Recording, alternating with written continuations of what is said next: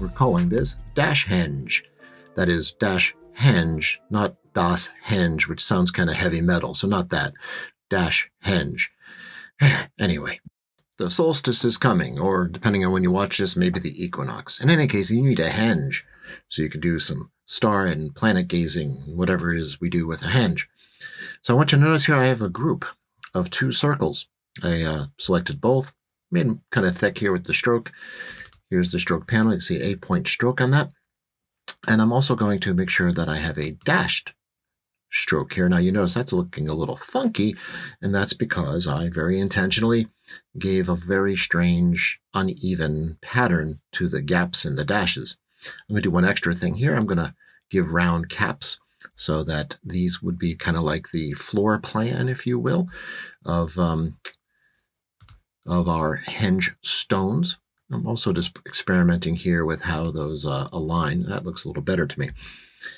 And you might notice the finished product down here. Now, how do I get from this down to that? Well, that's a good question. We're going to use 3D effects. Are you ready? I am. So we go up to Effect, 3D and Materials, and we could do Extrude and Bevel. Now, that looks a little funny because it's a weird angle that it just threw that at and whatnot. And as you can see here, here's Extrude in the 3D and Materials panel here, new in Illustrator 2022. And I'm just going to straighten some of this out here. I'm just going to set some of these here to well, that one I could probably set to some higher number here. Yeah, lay it down like that. That looks pretty good. These others probably can get, well, pretty much to nothing. There we go. And my standing stones are a little too tall, I think. So I'm going to shorten them up a good bit here. Just get them down really snug. Something in that vein, I suppose, is nice. And to round their tops a little bit, we're going to throw on some bevel. And let's see what the bevel is set to here. It's classic, which is kind of sharp-edged. I'm going to go with round. Nice old ancient stones. And have that width go the full width of them. And let's see the height. Yeah, that's not too bad. So nice round stones. Oh, I am digging on this. Now, I'm going to mess with the lighting as well. And so I'm going to give it a nice warm light. Make this just a little bit warmer here. I clicked on the color chip so I can pick something just a little bit on the pink side. See that warming up the light a little bit. And we're going to mess with which angle and how intense that light is.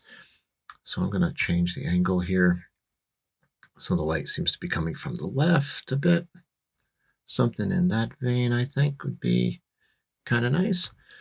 How high? We want it a little lower to the horizon, probably something like a 30-degree angle. So the light will make some nice shadows. Speaking of which, let me add some of those before I do anything further. I'm going to turn on shadows. There it is, behind the objects, going out nicely here. Make sure the shadow bounds are far enough out so I can actually see the whole shadow. And looking pretty sweet, a little softer maybe. And so now we got some nice shadows.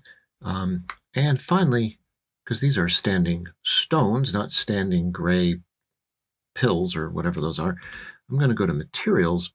And we're given a whole lot of materials here. And there's this one, natural terrazzo inserts, which is really supposed to be like concrete. But we have this really modern, very, very modern standing stones. And we have so many different characteristics we can mess with here. It's pretty much nearly endless how big and how frequently they occur at different sizes. In fact, when you get far enough down here, we have, oops, do you want to adjust that? Oh yes, we can even adjust the colors of the little inserts, the little bits that are in those stones. I'll fuss over that another day. But one last thing, to make those shadows look really nice, we have to render this more properly. So I'm going to turn on ray tracing and high quality render. We wait 4 to 6 weeks, and then the shadows will look splendid. So there's your henge, ready for whichever astronomical event you like.